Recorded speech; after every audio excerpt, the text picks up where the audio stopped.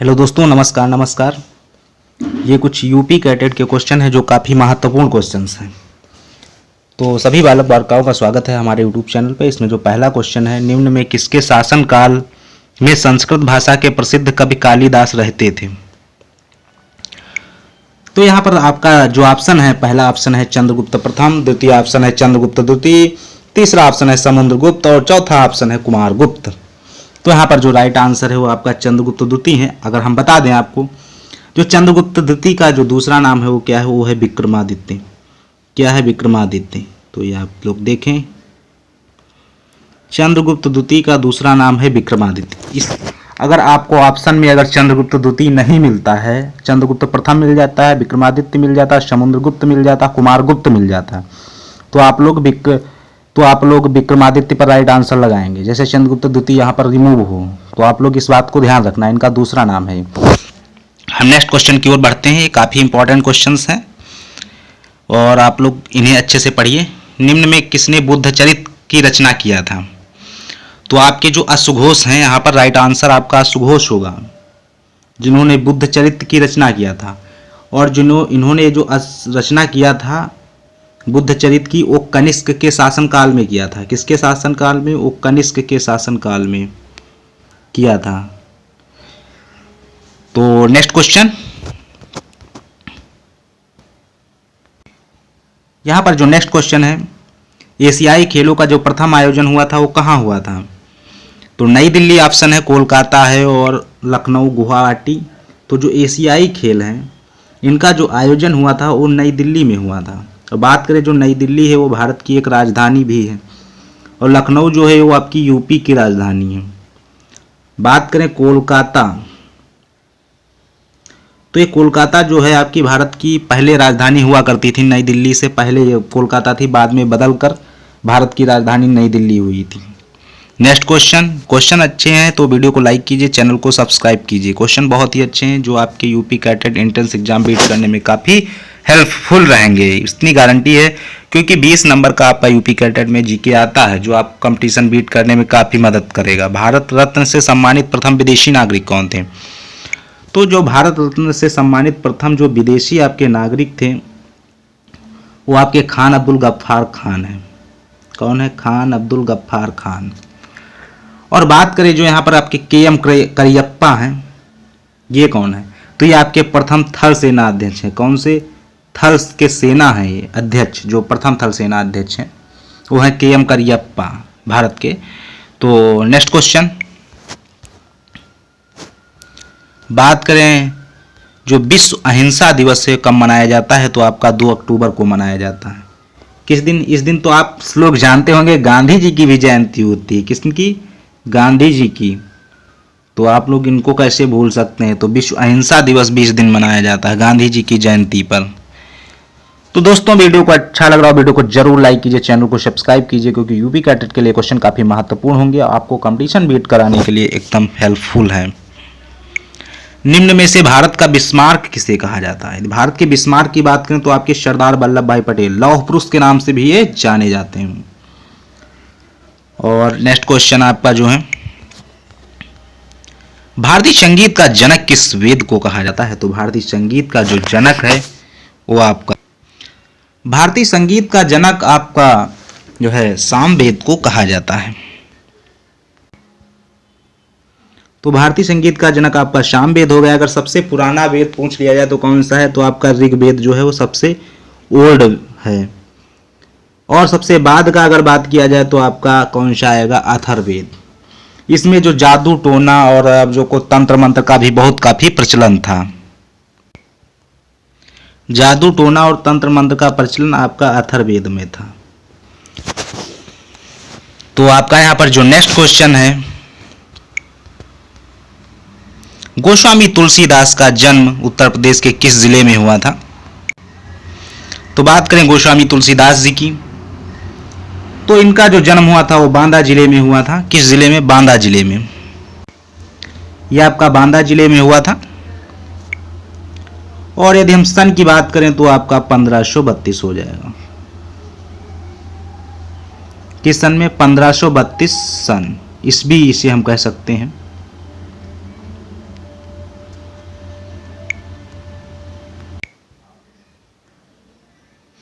तो गोस्वामी तुलसीदास का जन्म आपको लोग जानते होंगे बांदा जिले में हुआ था। और आपको बात करें यदि बांदा जिले, आप यूपी कैडेट की परीक्षा दे रहे हैं, बांदा में भी आपकी एक यूनिवर्सिटी पड़ती है जो 4 नंबर की यूनिवर्सिटी है। और अगर हम बात करें कबीरदास जी के जन्म की, कबीरदास के, तो ये आपका वाराणसी में हुआ था कबीरदास जी का।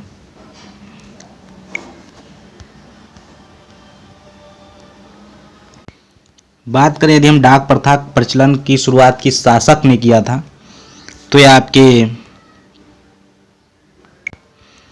जो आपके अकबर थे, इसमें राइट आंसर नहीं होगा अकबर। फिर आपका जहांगीर है, फिर हुमायूं है, फिर शेर शाह सूरी है। तो बात करें जो डाक प्रथा है वो आपकी जो शुरुआत की थी वो आपके शेर शाह सूरी ने किया था। जो डाक प्रथा है इसको हम काबुलियत प्रथा और पट्टा प्रथा के नाम से भी जानते हैं। नेक्स्ट क्वेश्चन है प्रथम भारतीय अंतरिक्ष यात्री कौन थे? तो यहाँ पर जो प्रथम भारतीय अंतरिक्ष यात्री थे वो आपके यहाँ पर राकेश शर्मा जी हो जाएंगे जो प्रथम भारतीय अंतरिक्ष यात्री हैं। बात करें कल्पना चावला तो ये महिला में जो हो जाएंगी प्रथम अंतरिक्ष यात्री। लेकिन आपको हम बता दें जो आपके राकेश शर्मा है ये सबसे पहले गए थे अंतरिक्ष यात्री पर। उसके बाद जो महिला में जो सबसे पहले गया वो कल्पना चावला थी। वैसे ओवरऑल देखा जाए तो दूसरे नंबर पर है कल्पना चावला, लेकिन महिला में पहले नंबर पर। और बात करें जो चंद्रमा पर जाने वाले हैं वो आपके नील आर्मस्ट्रांग हैं। कौन है? Neil Armstrong. और आपको हम बात करें जो अगर विश्व में जो प्रथम अंतरिक्ष यात्री हैं पहले जाने वाले, तो अगर उनका नाम लिखना आ जाए पेपर में तो आप क्या लिखेंगे? वो हो जाएंगे आपके यूरी गैगरिन साहब। ये जो है वर्ल्ड के हैं, ठीक है। तो इस चीज को आप ध्यान रखेंगे। प्रथम भारतीय अंतरिक्ष यात्री अगर आ जाए तो आपके राकेश शर्मा जी हैं। महिला में आ जाए तो कल्पना चावला है। चंद्रमा पर जाने वाले पहले व्यक्ति का नाम अगर लिखना आ जाए तो आपके नील आर्मस्ट्रांग है। अगर विश्व में जो प्रथम अंतरिक्ष यात्री कौन है तो यूरी गागरिन है। तो इस चीज को आप ध्यान रखना। नेक्स्ट क्वेश्चन, भारतीय संविधान को संविधान द्वारा कब अंगीकृत किया गया? तो अगर इसकी बात करें तो यहाँ पर जो आपके ऑप्शन है 26 जनवरी 1950 है। सेकंड ऑप्शन है 25 जनवरी 1950 पहला ऑप्शन है। जो सेकंड ऑप्शन है 26 जनवरी 1950 और थर्ड ऑप्शन है आपका 24 जनवरी 1950 और चौथा ऑप्शन है 26 नवंबर 1949। बात करें भारतीय संविधान की, हम इसमें बहुत सारी चर्चा आपसे करेंगे। जो संविधान सभा को संविधान द्वारा अंगीकृत किया गया वो 26 नवंबर 1949 को किया गया। तो यहाँ पर जो आपका राइट आंसर हो जाएगा 26 नवंबर 1949। तो ये जो संविधान सभा द्वारा अंगीकृत किया गया वो 26 नवंबर 1949 को। और अगर हम बात की जाए जो इसकी अंतिम बैठक हुई थी वो कब हुई थी? क्या अंतिम बैठक? इसकी जो अंतिम बैठक हुई थी वो हुई थी 24 जनवरी 1950 को। कब हुई थी? 1950 को। तो ये कुछ इंपॉर्टेंट फैक्ट हैं जो हम आपको बताते हैं। नेक्स्ट क्वेश्चन, राज्यसभा के जो सदस्य होते हैं जो उनका कार्यकाल होता है वो कितने वर्षों का होता है? जो राज्यसभा के सदस्यों का जो कार्यकाल होता है वो आपका 6 वर्ष का होता है। लेकिन आपकी इसमें भी कंडीशन होती है। इसमें जो 1/3 सदस्य होते हैं, कितने? 1/3 सदस्य, वो हर 2 वर्ष पर उस पद से रिमूव कर दिया जाता है। 1/3 सदस्य राज्यसभा के जो सदस्य होते हैं उनमें से 1/3 सदस्य हर 2 वर्ष बाद हटा दिए जाते हैं। और अगर बात की जाए लोकसभा और राज्यसभा की, तो बात करें इसमें जो राज्यसभा है ये आपका स्थायी सदस्य है और बात करें लोकसभा ये आपका अस्थायी सदस्य है। जैसे अगर मोदी जी इस समय भारत के प्रधानमंत्री हैं और ये लोकसभा, अगर इनकी सीटें कम हो जाएं, अभी सरकार है और अगर 5 वर्ष के अंदर इनकी सीटें कम हो जाएं, जैसे मान लो टोटल 100 सीटें हैं, 51 पर 1 की पूरी सरकार बन जाएगी। क्लियर? और यदि मोदी जी इस समय जैसे पा गए 55 सीटें, पिछली बार पाए, मान लो, माना है तो नहीं ओरिजिनल में 55 सीटें मान लो पाए, और ये किसी कारण इसमें से 10 सीटें हट जाएं, 45 बचें, तो 55 एक तरफ क्या हो जाएगा, अंग ज़्यादा हो जाएगा, और वो एक साथ मिल जाए अगर, तो लोकसभा भंग हो जाएगी, मोदी जी की जो सरकार है वो गिर जाएगी। तो इसलिए लोकसभा आपकी अस्थायी सदस्य है और राज्यसभा आपकी स्थायी सदस्य है। और आपका जो नेक्स्ट क्वेश्चन है, दीवान ए आम का निर्माण किसने करवाया? तो जो दीवान ए आम का निर्माण है वो आपकी शाहजहां ने करवाया है। यहाँ पर चौथा ऑप्शन नहीं दिख रहा है, तो आपके जहांगीर आपका चौथा ऑप्शन है। जो दीवान ए आम का जो निर्माण है वो शाहजहां ने करवाया, और ये कहाँ करवाया, ये लाल किले में बनवाया था। किसमें? लाल किले में। तो लाल किले में दीवान ए आम का निर्माण कराया था। नेक्स्ट क्वेश्चन जो यहाँ पर नेक्स्ट क्वेश्चन है, किस अनुच्छेद में संसद में विषय में दिया गया? यहाँ पर अनुच्छेद 79, अनुच्छेद 80, अनुच्छेद 81, अनुच्छेद 82 आपके ऑप्शन हैं। तो हम आपको बता दें, जो आर्टिकल 79 है, आर्टिकल इसकी इंग्लिश है अनुच्छेद की 79 के अंतर्गत जो संसद के विषय में दिया गया था, अनुच्छेद में संसद के विषय में दिया गया। अगर हम कुछ बात आपसे करना चाहेंगे, जो पार्लियामेंट होती है, जो संसद होती है, वो आपके राष्ट्रपति और राज्यसभा और लोकसभा को मिलकर बनी होती है। आपसे थोड़ा आपका टाइम जरूर लगेगा, लेकिन आपको विस्तार से बताएंगे, जरूर पढ़िएगा, बहुत इंपॉर्टेंट रहेगा यूपी कैडेट की दृष्टि से। ये हम आपको फिगर बना दिए, जैसे ये फिगर बन गया, ये आपके राष्ट्रपति हो गए मान लो, समझ लीजिएगा आप लोग, इतना तो है ही।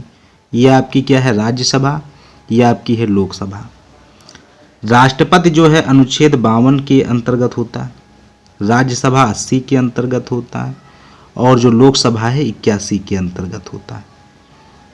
तो 80 के अंतर्गत क्या होता है, राज्यसभा, 81 के अंतर्गत क्या होता है, लोकसभा, अनुच्छेद 79 के अंतर्गत क्या होता है, संसद का एक विषय में दिया गया है। तो जो राज्यसभा है और क्या है, राष्ट्रपति है, और राज्यसभा और लोकसभा जिसे मिलकर क्या होता है, एक पार्लियामेंट का निर्माण होता है। पार्लियामेंट मतलब आपका संसद का निर्माण होता है। ये कुछ बातें हैं संसद के बारे में। नेपाल की सीमा से बनने वाले राज्यों की संख्या कितनी है? तो हम आपको बता दें, ये है आपका राइट आंसर, इसमें 5 होगा। 5 राज्य जो हैं नेपाल की सीमा से बनने वाले राज्य हैं। एक तो आपका यूपी हो जाएगा, उसी के बगल में आपका नेपाल होता है, इधर आपका बिहार पड़ जाता है, इधर आपका पश्चिम बंगाल पड़ जाता है, और यहाँ पर आपका सिक्किम पड़ता है। आप लोग समझ जाइए। तो 1 2 3 4 तो ये आपके राज्य हो गए, और एक राज्य जो है आपका इस साइड में आपका उत्तराखंड पड़ जाता है यहाँ पर। तो 5 राज्य कुल मिलाकर पड़ते हैं नेपाल की सीमा से। तो यहाँ पर राइट आंसर 5 हो जाएगा। जो आपका ताज का शासन है वो कब से कब तक चला? जो आपका ताज का शासन है आपका 1938 से लगाकर जो ताज का शासन है आपका कब से कब तक चला? तो ये आपका 1858 से 1947। 1938 से 47 ऑप्शन है, 1847 से 1947 ऑप्शन है, 1747 से 1947 ऑप्शन। राइट ऑप्शन आपका ये होगा 1858 से 1947। जो ताज का मतलब जानते हो, महारानी विक्टोरिया की बात की गई है, जिसको आप ब्रिटिश सामग्री भी कह सकते हैं। तो नेक्स्ट क्वेश्चन जो है, ये क्वेश्चन बहुत ही इंपॉर्टेंट है यूपी कैडेट की दृष्टि से, और वीडियो को देखने के बाद दोस्तों में शेयर कीजिए, क्योंकि ऐसे ही प्रश्न आपके यूपी कैडेट एग्जाम में आते हैं। पेरियार वन्य जीव अभयारण्य किस राज्य में है? बात करें जो पेरियार वन्य जीव अभयारण्य है, ये केरल में है। कहाँ है? केरल में। और अगर बात करें जो पेरियार झील है वो भी आपकी केरल में है। तो पेरियार वन्य जीव अभयारण्य आपका केरल में हो जाएगा। बात करें जो सिडनी है वो किस नदी के किनारे है? तो यहाँ पर जो आपके ऑप्शन है, ओल्गा नदी है, सेकंड ऑप्शन आपका डार्लिंग नदी है, थर्ड ऑप्शन आपका मर्रे नदी है, फिर आपका स्वान नदी। जो सिडनी है जो आपका ऑस्ट्रेलिया में पड़ता है ये सिटी, जो आपकी डार्लिंग नदी के किनारे है। सिडनी किस नदी के किनारे है, किस रिवर के किनारे है, तो डार्लिंग नदी। और ये जो मरे नदी है ये भी आपकी ऑस्ट्रेलिया की। जो सिडनी की जो डार्लिंग नदी हो गई और मर्रे नदी हो गई, ये जो ऑस्ट्रेलिया है उसका प्रमुख नदी है। और जो ऑस्ट्रेलिया महाद्वीप की बात करें तो सबसे छोटा महाद्वीप है वो ऑस्ट्रेलिया महाद्वीप है। बात करें यहाँ पर जो जैन धर्म के जो 23वें तीर्थंकर के रूप में है वो कौन है, तो यहाँ पर जो ऋषभ देव हैं वो पहले तीर्थंकर हैं जैन धर्म के। ऋषभ देव हो गए पहले, जो अजीत नाथ हैं वो आपके सेकंड हो गए, जो आपके पार्श्वनाथ हैं वो 23वें हो गए, जो आपके महावीर स्वामी हैं वो आपके 24वें हो गए। हमने आपको पूरा बता दिया। क्वेश्चन क्या कहता है, जैन धर्म के 23वें तीर्थंकर, तो आप लोग समझ गए होंगे पार्श्वनाथ है, ये आपके 23वें तीर्थंकर हैं। तो ऋषभ देव है पहले, अगर क्वेश्चन कह दे ऋषभ देव पहले तीर्थंकर कौन है तो ऑप्शन राइट हो जाएगा ऋषभ देव। सेकंड कौन है तो अजीत नाथ। अगर 24वें तीर्थंकर की बात करें तो महावीर स्वामी। अगर क्वेश्चन के अकॉर्डिंग की बात करें तो आपके पार्श्वनाथ हैं क्वेश्चन के अकॉर्डिंग, जैन धर्म के 23वें तीर्थ। यहाँ पर जो क्वेश्चन कह रहा है 20 नंबर आपका, राजीव गांधी अंतर्राष्ट्रीय हवाई अड्डा स्थित है। तो आपका जो राजीव गांधी अंतर्राष्ट्रीय हवाई अड्डा है, तेलंगाना ऑप्शन है, महाराष्ट्र ऑप्शन है, उत्तर प्रदेश, नई दिल्ली। नई दिल्ली को आप तो जानते होंगे ये भारत की एक राजधानी है। तो राजीव गांधी अंतर्राष्ट्रीय हवाई अड्डा आपका कहाँ स्थित है, तो आपका तेलंगाना में स्थित है, जो आपका हैदराबाद में पड़ता है। कहाँ पड़ता है, हैदराबाद। ये आपका तेलंगाना में पड़ता है। अगर पूछ ले हैदराबाद में कौन सा अंतर्राष्ट्रीय हवाई अड्डा है तो राजीव गांधी अंतर्राष्ट्रीय हवाई अड्डा है। अगर बात करें महाराष्ट्र की तो आपका छत्रपति शिवाजी महाराज, छत्रपति शिवाजी मतलब छत्रपति शिवाजी आपका जो महाराष्ट्र में पड़ता है, जो आपका मुंबई में है। छत्रपति शिवाजी के नाम से है अंतर्राष्ट्रीय हवाई अड्डा। और आपका जो उत्तर प्रदेश में पड़ता है चौधरी चरण सिंह है। कौन सा, चौधरी चरण सिंह, जो आपका उत्तर प्रदेश में पड़ता है। और उत्तर प्रदेश के किस सिटी में पड़ता है तो लखनऊ में पड़ता है। जो लखनऊ है आपकी, तो आपकी जो उत्तर प्रदेश की एक राजधानी है। क्या है, लखनऊ जो है आपका उत्तर प्रदेश की राजधानी है। तो चौधरी चरण सिंह अंतर्राष्ट्रीय हवाई अड्डा आपका उत्तर प्रदेश लखनऊ में पड़ता है। बात करें नई दिल्ली की तो आपका इंदिरा गांधी अंतर्राष्ट्रीय हवाई अड्डा पड़ता है। कौन सा, इंदिरा गांधी अंतर्राष्ट्रीय हवाई अड्डा आपका लखनऊ नई दिल्ली में पड़ता है। नई दिल्ली में इंदिरा गांधी अंतर्राष्ट्रीय हवाई अड्डा आपका नई दिल्ली में पड़ता है। तेलंगाना की बात करें तो राजीव गांधी अंतर्राष्ट्रीय हवाई अड्डा आपका हैदराबाद तेलंगाना में पड़ता है। महाराष्ट्र की बात करें तो छत्रपति शिवाजी पड़ता है आपका, जो मुंबई में है, महाराष्ट्र मुंबई में। और बात करें उत्तर प्रदेश की तो वहाँ पर चौधरी चरण सिंह अंतर्राष्ट्रीय हवाई अड्डा पड़ता है, जो लखनऊ में है। और बात करें नई दिल्ली में की तो इंदिरा गांधी अंतर्राष्ट्रीय हवाई अड्डा। अंतर्राष्ट्रीय का मतलब होता है इंटरनेशनल। अंतर्राष्ट्रीय का मतलब यही होता है कि ये विदेशों का जो है, विदेशों तक मतलब आते जाते हैं, इसलिए इसका नाम अंतर्राष्ट्रीय पड़ता है। अंतर्राष्ट्रीय से किसी भी चीज़ को, इंटरनेशनल जैसे मैच होता है, जैसे ऑस्ट्रेलिया और इंग्लैंड का मैच हुआ, इंडिया इंग्लैंड का मैच हुआ, इंडिया ऑस्ट्रेलिया का, तो ये इंटरनेशनल मैचेज होते हैं। इसी तरह अंतर्राष्ट्रीय का मतलब यही होता है। और जो राष्ट्रीय का मतलब होता है वो अपने देश तक सीमित होता है। जो राज्य का मतलब होता है वो राज्य तक सीमित होता है। तो इस चीज़ को भी आप लोग ध्यान रखेंगे। ये आप लोग यूपी कैडेट की तैयारी करते हैं तो इस चीज़ को भी ध्यान रखना चाहिए। तो दोस्तों ये 20 क्वेश्चन थे जो काफ़ी महत्वपूर्ण क्वेश्चन है, और आपको कंपटीशन बीट करने में आपको जीके स्टैटिक्स जो है काफ़ी महत्वपूर्ण रोल निभाता है। तो दोस्तों वीडियो अच्छा लगा, वीडियो को लाइक कीजिए और चैनल को सब्सक्राइब कीजिए। इसी के साथ हम धन्यवाद। Thanks for watching.